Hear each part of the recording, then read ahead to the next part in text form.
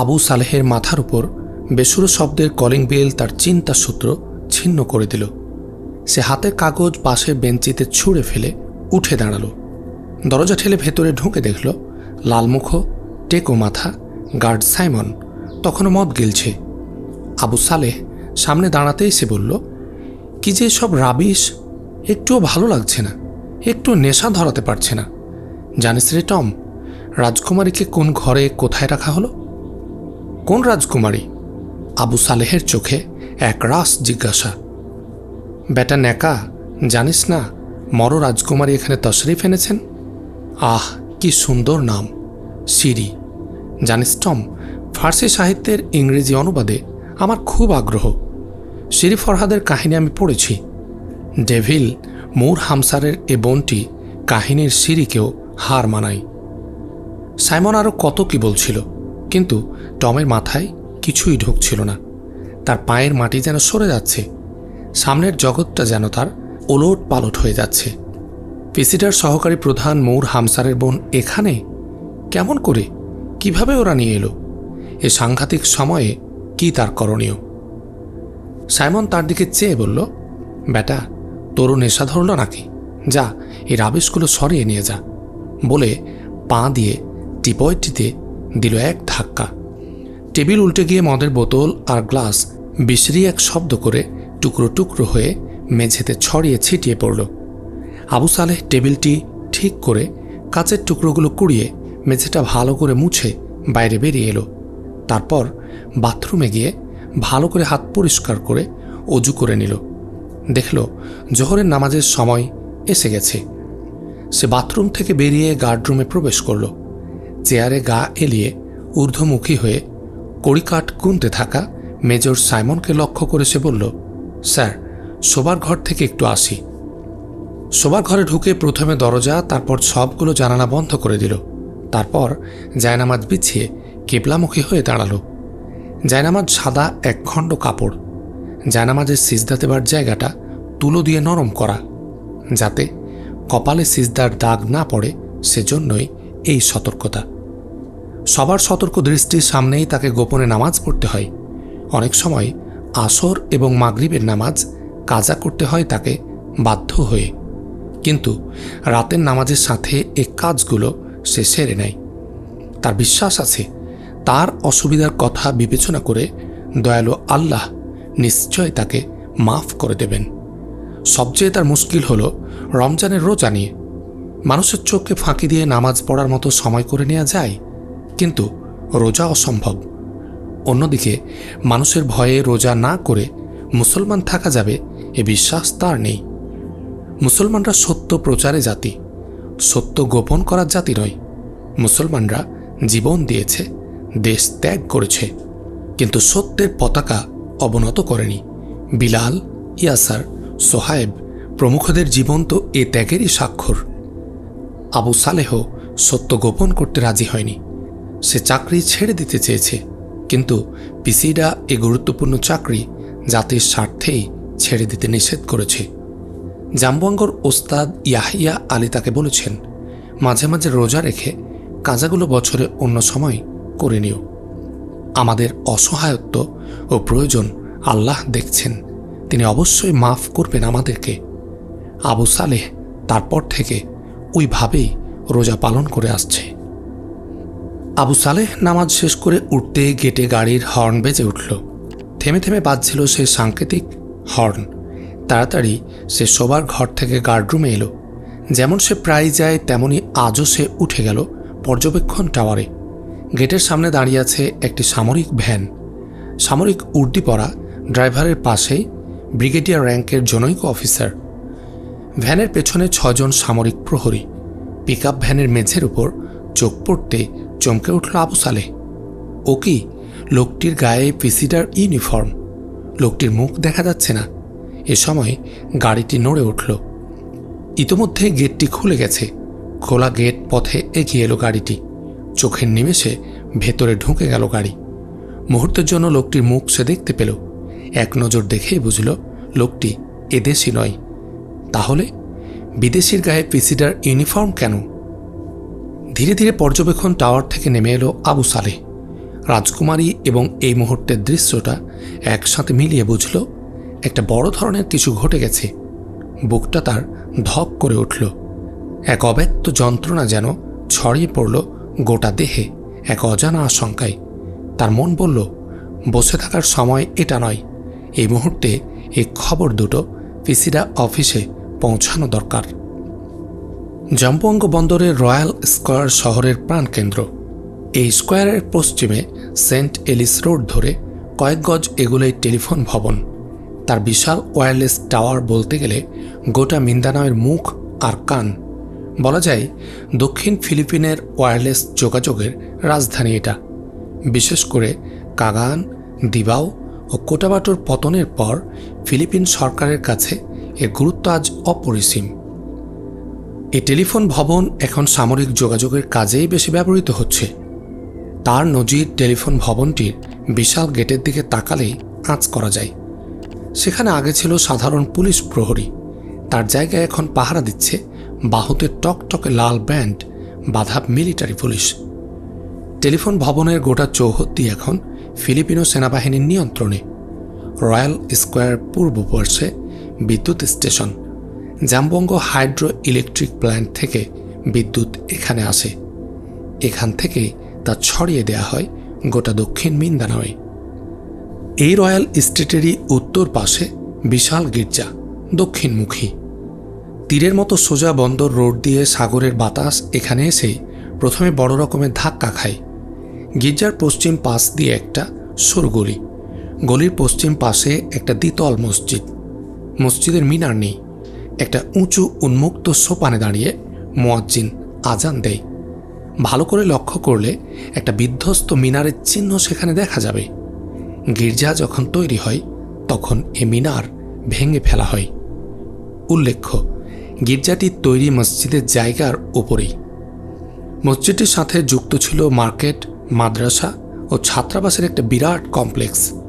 শ্বেতাঙ্গ খ্রিস্টানরা যখন জাম্বোয়াঙ্গ দখল করে, যখন তাদের নিষ্ঠুর হত্যা ও জ্বালাও পোড়াও অভিযানের মুখে শহরের মুসলমান ছিন্ন ভিন্ন, তখন তারা মসজিদের এ জায়গা দখল করে মার্কেট, মাদ্রাসা সব ভেঙে এখানে গির্জা গড়ে। মসজিদের সুউচ্চ মিনার তারা ভেঙে ফেলে, কিন্তু মসজিদটি ভাঙেনি। না ভাঙার কারণ, সোনার ক্রস বুকে ঝুলানো শুভ্র কেশ শ্বেতাঙ্গ ফাদার নাগি বলেছিল, উঁচু গির্জার আশ্রয়ে মাথা নিচু করে পরাজয়ের গ্লানি নিয়ে দাঁড়িয়ে থাক না মসজিদটা, এতে গির্জার গৌরবই বৃদ্ধি পাবে। গির্জা ও মসজিদের মধ্যকার গলি দিয়ে কিছু দূর এগোলে একদম গলির মাথায় একটা বিশাল সাইনবোর্ড দেখা যাবে, ফিলিপিন ওভারসিজ কর্পোরেশন, ইন্ডেন্ট ও শিপিং এজেন্সির সবচেয়ে বড় ফার্ম। গোটা মিন্দানাওয়ে এই ফার্মের সুনাম। কসমেটিক্স থেকে মিল মেশিনারি পর্যন্ত প্রায় শখানেক বিদেশি পণ্যের সোল এজেন্সি রয়েছে এই ফার্মের। প্রবেশপথে ইস্পাতের বড় গেট। গেটের পাশে গার্ডরুমে দারোয়ান, তার পাশে সুসজ্জিত তথ্যকেন্দ্র। সবাই প্রথমে তথ্যকেন্দ্রে যায়। তথ্যকেন্দ্রে প্রয়োজন জেনে নিয়ে টেলিফোনে ভেতরের সাথে যোগাযোগ করে কোথায় যেতে হবে তার স্লিপ দিয়ে লোক ভেতরে পাঠায়। গেট দিয়ে ভেতরে ঢোকার পর প্রথমে একটা ছোট্ট উঠান পেরোলে অফিসে প্রবেশের স্বয়ংক্রিয় দরজা। ত্রিতল ভবন, মনে হবে অসংখ্য রুম, কিন্তু কোনো শব্দ নেই। বহু টাইপরাইটারের অব্যাহত খটখট গুঞ্জন ছাড়া আর কোনো শব্দ নেই। 3টি তলার সামনের সবগুলো রুমই কোম্পানির বিভিন্ন কাজে ব্যবহৃত হয়। পেছনের অংশটা রেসিডেন্সিয়াল ব্লক, প্রায় 103 কর্মচারী অফিসে। জাম্বোয়াঙ্গ শহরে এটাই পিসিডার হেডকোয়ার্টার্স। এখানকার সব কর্মচারী পিসিডার কর্মী। কোম্পানির মালিক মিস্টার একিনো ওরফে হাজি ওমর তার সব কিছু পিসিডার জন্য ওয়াকফ করে দিয়েছেন। হাজি ওমরের বাড়ি ছিল পূর্ব মিন্দানাওয়ের দিবাও শহরে। সেখানে সব হারিয়ে খালি হাতে আজ থেকে 30 বছর আগে তিনি জাম্বোয়াঙ্গ এসে আত্মগোপন করেন। তারপর নাম ভাঙিয়ে খ্রিস্টান নাম গ্রহণ করে ইন্ডেন্ট বিজনেস শুরু করেন, আর সেই সাথে স্থানীয় মুসলমানদের সাথে একটা গোপন যোগাযোগের কাজও শুরু করে দেন। হাজি ওমরের সেদিনের সে ছোট্ট ইন্ডেন্ট বিজনেস আজ ফিলিপিন ওভারসিজ কর্পোরেশন। সেই সাথে জাম্বোয়াঙ্গ পিসিডার হেডকোয়ার্টার্সও এটা। হাজী ওমরের নিরলস পরিশ্রমে জাম্বুয়াঙ্গ এবং এই এলাকার প্রতিটি মুসলিম সংগঠিত হয়েছে। তাদের সুখ দুঃখের সাথী হাজী ওমর। হেঁটে খেটে এবং পকেট থেকে পানির মতো পয়সা খরচ করে তিনি বিভিন্ন অফিস আদালতে মুসলিম যুবকদের চাকুরি জুটিয়ে দিয়েছেন। তার ফলে আজ সব সরকারি অফিস, পুলিশ ফোর্স, নিরাপত্তা এজেন্সি, টেলিফোন ভবন, পাওয়ার স্টেশন সহ সব জায়গায় পিসিটাকে মাকড়সার জালের মতো ছড়িয়ে দেয়া সম্ভব হয়েছে। সেদিন বেলা ৩টা ফিলিপিন ওভারসিজ কর্পোরেশনের রেসিডেন্সিয়াল ব্লকের একটি কক্ষ। একটা বড় টেবিল ঘিরে বসে আছে ৭ জন। জাম্বুয়াঙ্গ অপারেশন সেলের বৈঠক। কথা বলছেন জাম্বুয়াঙ্গর পিসিডার প্রধান এহসান সাবরি। সবার অখণ্ড মনোযোগ তার দিকে। তিনি বলছিলেন, আবু সালেহের কাছ থেকে নিশ্চিত খবর পাওয়া গেল আহমদ মুসাকে ওরা জাম্বুয়াঙ্গ নিয়ে এসেছে। আল্লাহর হাজার শকর যে তাকে শিপে করে অন্য কোথাও নিয়ে যায়নি, যা ছিল খুবই স্বাভাবিক। তবে তাকে অতি শীঘ্রই এখান থেকে সরিয়ে ফেলবে, তাতে বিন্দুমাত্রেও সন্দেহ নেই। ইগুনজাই লিওমি এবং বিশ্ব রেড ফোর্স WRF তাকে হাতে পাওয়ার জন্য হন্য হয়ে আছে। মনে হয় মিন্দানাওয়ের কু ক্লাক্স ক্লান আহমদ মুসার কাছ থেকে প্রথমে রেডিয়েশন বম্ব এর খবর উদ্ধার করতে চায় বলেই সম্ভবত নিজেদের হাতের মধ্যে জাম্বুয়াঙ্গর আর্মি ইন্টেলিজেন্স হেডকোয়ার্টার্সে এনে তুলেছে।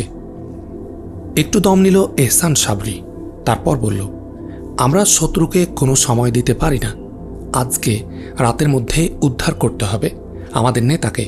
সেই সাথে আজই নির্ধারিত হবে শুধু জাম্বুয়াঙ্গর নয়, গোটা মিন্দানাওয়ের ভবিষ্যৎ। এহসান সাবরির শেষের কথাগুলো যেন সাগর বক্ষের মতোই অতলান্ত ও স্থির, বুলেটের মতোই দৃঢ় শক্তিমান। বলতে বলতে তার চোখ দুটি উজ্জ্বল হয়ে উঠেছিল। এহসান সাবরির ডান পাশে বসা নূর আহমদ প্রথমে কথা বলল সে বোধহয় ওরাও এটা আঁচ করেছে। বন্দর এলাকায় বলতে গেলে কারফিউয়ের মতো। অপরিচিত সকল নৌযান বন্দরে প্রবেশ নিষেধ করে দেয়া হয়েছে। শহরগামী সবগুলো সড়ক বন্ধ। শহরের 3 দিক ঘিরে সেনাবাহিনীর ব্যারিকেড। নূর আহমদ জাম্বুয়াঙ্গ পিসিডার গোয়েন্দা ইউনিটের প্রধান। তার কথা শুনে একটু হাসলেন এহসান সাবরি। বললেন, তোমার কথা ঠিক নূর আহমদ, তবে ফাইনাল খেলার জন্য ওরা তৈরি নয়। ওরা যা করছে সেটা সতর্কতার জন্য। আহমদ মুসাকে হাতে পাওয়ার পর তাদের এটুকু সতর্কতাকে আমি খুব স্বাভাবিক বলেই মনে করি। কিন্তু ওরা যা কল্পনা করেনি সেই আঘাত আমরা দিতে চাই। কাগান, দিবাও ও কোটাবাটোর পর তাদের শক্তির শেষ শক্ত গাছটি আমরা উপড়ে ফেলতে চাই। থামলেন এহসান সাবরি। মুখ তুলল এবার হামিদ উনি তো এখানে এহসান সাবরির প্রধান সহকারী। সে বলল, পুলিশ বাদ দিলে জাম্বুয়াঙ্গতে ওদের সৈন্য সংখ্যা আজকের দিন পর্যন্ত 5000-এ পৌঁছেছে। আমরা পুলিশ ফোর্সকে তাদের সাথে ধরে হিসেব করছি, বললেন এহসান সাবরি। এই সংখ্যা শক্তি মোটেই গুরুত্বপূর্ণ নয়। কাগান, দিবাও, কোটাবাটো সহ হাজারো জায়গায় হাজারো বার এটা প্রমাণিত হয়েছে। বিশেষ করে রাতের গেরিলা যুদ্ধে ওরা অকেজো। তার উপর মানসিকভাবে ওরা আজ খুব দুর্বল।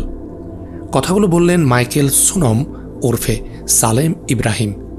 ইনি জাম্বুয়াঙ্গ পুলিশের একজন ঊর্ধ্বতন অফিসার। গত 10 বছর ধরে তিনি মর মুক্তি আন্দোলনের সাথে জড়িত। 3 বছর আগে তিনি পিসিডায় যোগ দেন। আজ তিনি পিসিডার প্রথম সারির একজন নেতা। তবু আমাদের প্রস্তুতিতে কোনো দুর্বলতা আমরা রাখতে চাই না। 30টি গানবোটের আমাদের নৌ ইউনিট রাত 9টার মধ্যে জাম্বুয়াঙ্গ বন্দরে এসে পৌঁছবে। তারা বন্দরে পৌঁছার আগে কোটাবাটো এলাকার পিসিডার একটা ইউনিটকে শহরের পূর্ব প্রান্তে নামিয়ে নিয়ে আসবে। ওরা পূর্ব দিক দিয়ে শহরে ঢুকবে, আর উত্তর ও পশ্চিম দিক দিয়ে শহরে ঢুকছে লোকমান রশিদের বাহিনী। শহরে আমাদের দায়িত্ব হল শহরের গোটা ব্যবস্থাকে অচল করে দেয়া। সেনাবাহিনীর ট্যাঙ্ক ও ভারী যানবাহনের গতিরোধের জন্য সেনা ব্যারাক থেকে বহির্মুখী সব ব্রিজ, কালভার্ট ধ্বংস করে দেয়া। এই যোগাযোগ ব্যবস্থা ভেঙে দেওয়ার দায়িত্ব নিল সালেহ ইব্রাহিম।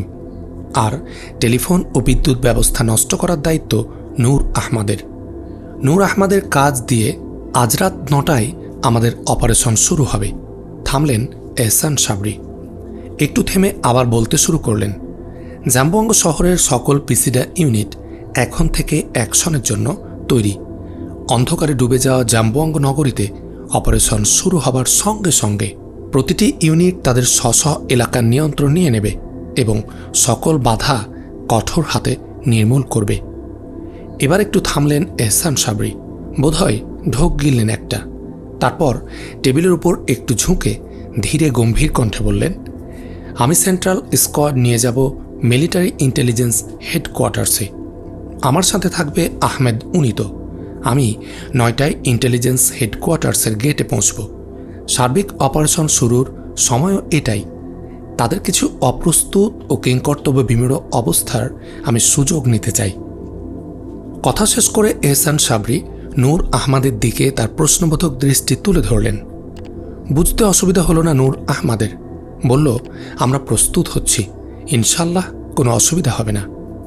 ওয়্যারলেস ভবন ও বিদ্যুৎ স্টেশনের পিসিডা কর্মীরা তাদের ডিউটি বদল করে রাতের ডিউটি নিয়েছে খবর পেয়েছি। আর আল্লাহর হাজার শকর, মাত্র একজন ছাড়া আমাদের সব রেডিও কর্মীরই ডিউটি রাতে। নূর আহমাদের কথা শেষ হতে সালেহ ইব্রাহিম বলে উঠলেন, আমার পুলিশ ইউনিটের কর্মীরাও তৈরি। তাছাড়া পুলিশের ইউনিফর্ম জোগাড় করেছি প্রচুর। আমার কাজের জন্য এগুলো যথেষ্ট হবে। এতক্ষণে কথা বললেন হাজি ওমর। বন্দরে 5টি সদগরি জাহাজ নোঙ্গর করা আছে। নৌঘাটিতে গোটা 5 গানবোট এবং দূরপাল্লার কামানবাহী একটি যুদ্ধ জাহাজ আছে। তাছাড়া রয়েছে ডজন 2 পেট্রোল বোট। আমার মতে শহরের উপর নিয়ন্ত্রণ প্রতিষ্ঠার আগে আমাদের গানবোটগুলোকে অ্যাকশনে নেওয়া ঠিক হবে না। নৌঘাটি এবং উপকূলের কামান শ্রেণী হাতে পাওয়ার পর আমাদের গানবোটগুলো কাজ করা শুরু করলে ওদের নৌশক্তিও আমাদের কাছে আত্মসমর্পণে বাধ্য হবে। এহসান সাবরি বলল, এই পরিকল্পনা ঠিক আছে, তবে একটা জিনিস নিশ্চিত করতে হবে, রাত 9টার পর কোনো জাহাজই যাতে বন্দর ত্যাগ করতে না পারে। হাজি ওমর মাথা নাড়ল। ঠিক আছে। উল্লেখ্য, হাজি ওমর পিসিডার বন্দর কমান্ডের প্রধান। এহসান সাবরি ঘড়ির দিকে চাইলেন, তারপর বললেন, এবার আমরা উঠি। তার আগে আসুন আমরা আমাদের মহান ভাই, আমাদের নেতা আহমদ মুসার জন্য দোয়া করি, আল্লাহ তাকে ভালো রাখুন। কাগানে তিনি আহত হয়েছিলেন।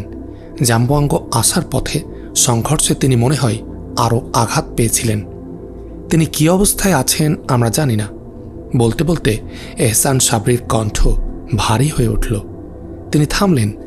সেই সাথে 7 জোড়া হাত প্রভুর সমীপে মোনাজাতের জন্য উত্তোলিত হল। জাহাজ থেকে স্ট্রেচারে তোলার সময় জাম্বুয়াঙ্গ বন্দরে আহমদ মুসার জ্ঞান ফিরে আসে। জ্ঞান ফিরে আসার সঙ্গে সঙ্গে অনুভব করেন হাত পা তার বাঁধা। বুঝতে পারেন তিনি এখন স্বাধীন নয়। পেছনের ঘটনা একবার স্মরণ করতে চেষ্টা করেন তিনি।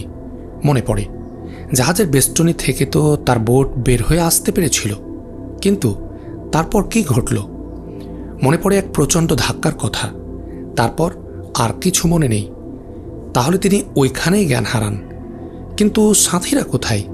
মনটা তার আনচান করে ওঠে। সেই সাথে মাথার তীব্র যন্ত্রণা অনুভব করেন। একটা পিকআপ ভ্যানের ফ্লোরে এনে আহমদ মুসাকে নামানো হলো।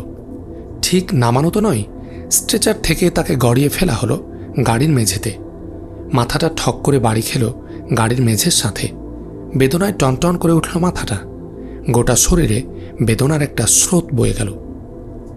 আহমদ মুসা ভাবলেন, তার অনুমান সত্য হলে কু ক্লাক্স ক্লানের হাতেই তিনি বন্দী।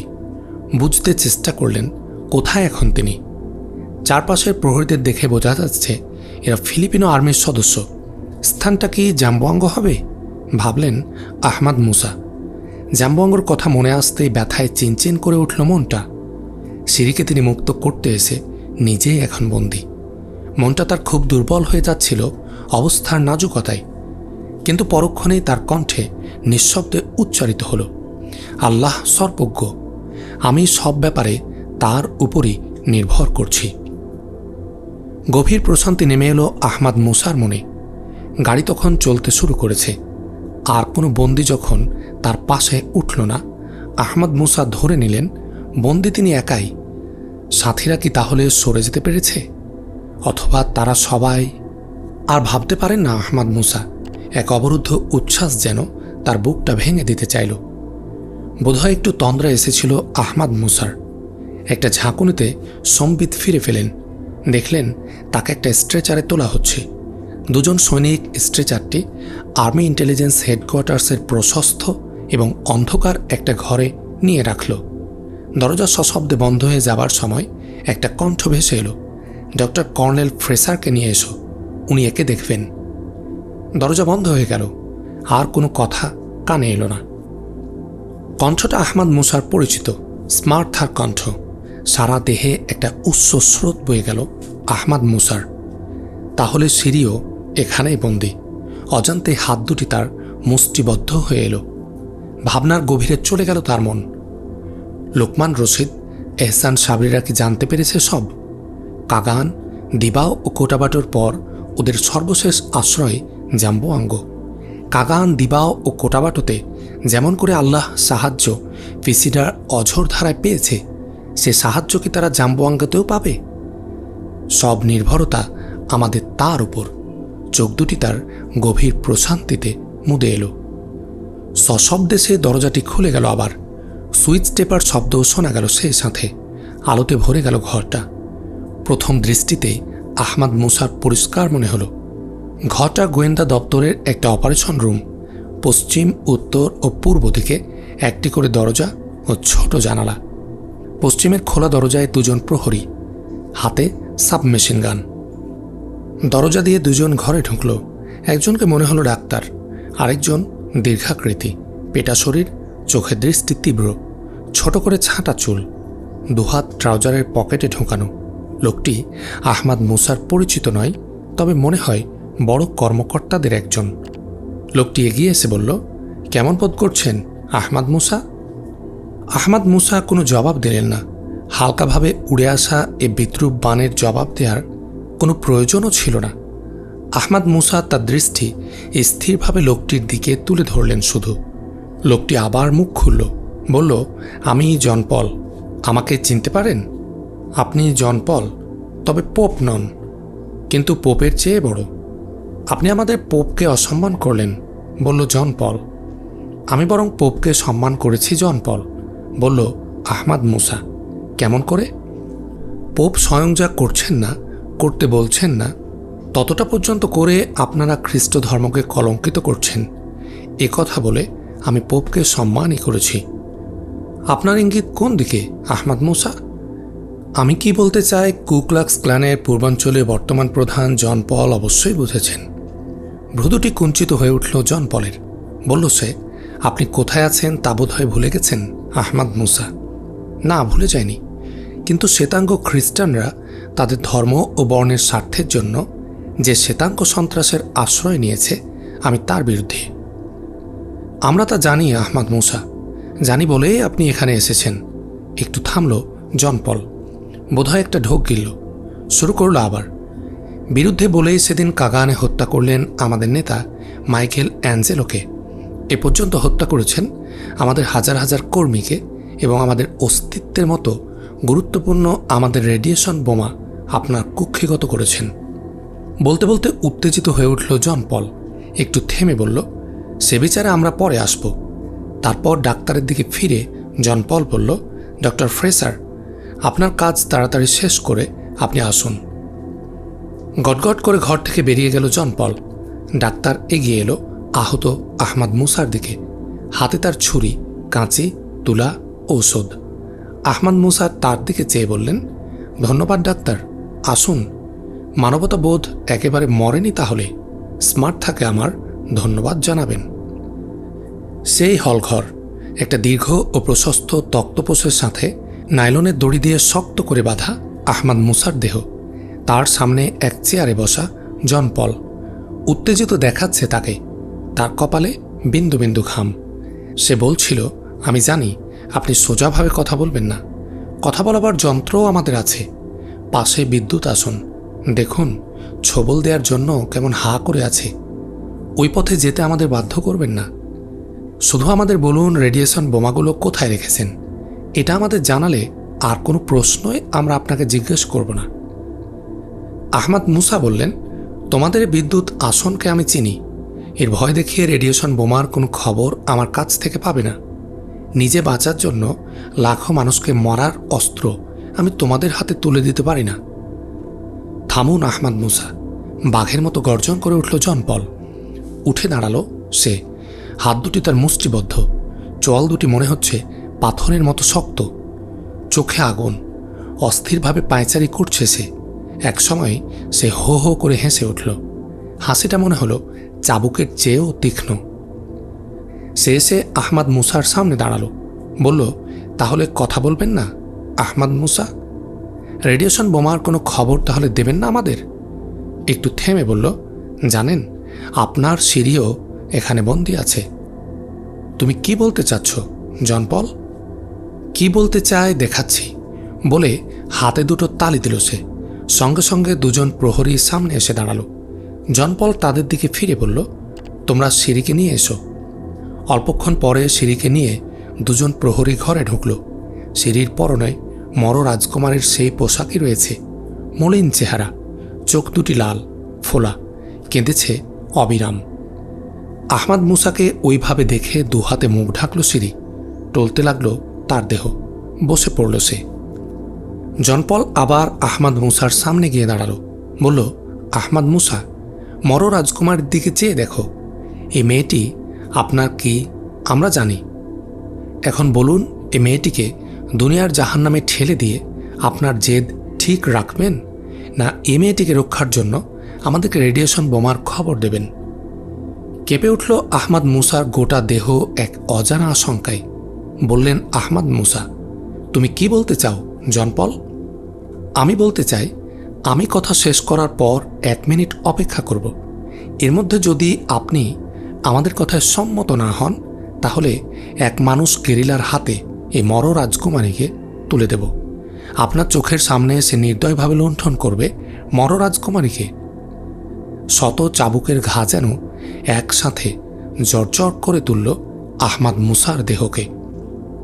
মগজের প্রতিটি তন্ত্রী, মনের প্রতিটি পরতে এবং স্নায়ুর প্রতিটি কোষে যেন আগুন ধরে গেল। আহমদ মুসার লৌহ হৃদয় থরথর করে কেঁপে উঠল, কিন্তু তা মুহূর্তের জন্য। দাঁতে দাঁত চেপে মনটাকে স্থির করল আহমদ মুসা। বলল, জন পল, যেটাকে আমার জেদ বলছো সেটা আমার জেদ নয়, আমার দায়িত্ব। ঘড়ির দিকে তাকিয়েছিল জন পল। বলল, 30 সেকেন্ড পার হয়েছে আহমদ মুসা, আর 30 সেকেন্ড বাকি। আহমদ মুসা সিঁড়ির দিকে তাকালেন। দেখল সিঁড়ি তার দিকেই তাকিয়ে আছে। তার পাতলা রক্তাক্ত ঠোঁট দুটি কাঁপছে, কিন্তু চোখে অশ্রু নেই। তার জায়গায় দৃঢ়তার এক আলোক দীপ্তি, অপার্থিব যেন সেই নূর, আলো। আহমদ মুসা সিদ্ধান্ত নিলেন, ভয়ে কোনো মুসলিম কখনো আত্মসমর্পণ করেছে এমন নজির ইসলামের সোনালী ইতিহাসে নেই। আহমদ মুসা বললেন, আমি তোমার প্রস্তাবে সম্মত নই জন পল। একটু থেমে বললেন আবার, আমি এবং সিঁড়ি, আমার, তোমার এবং সকলের রব যিনি, সেই আল্লাহর উপরই নির্ভর করছি।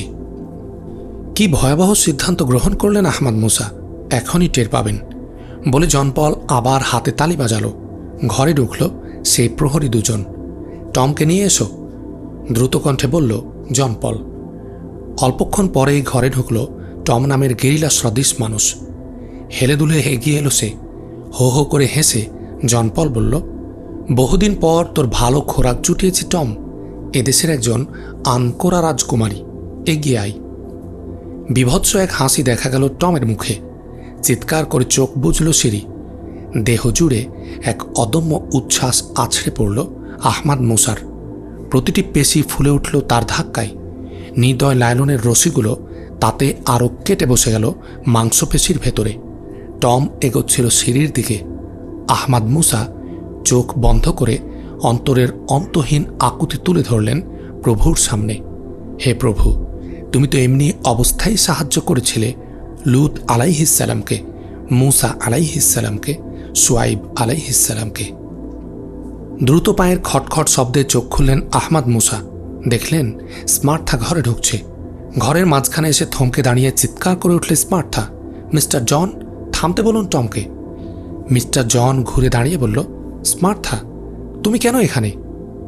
আপনার দেয়া কথা আপনি লঙ্ঘন করেছেন মিস্টার জন। কি কথা?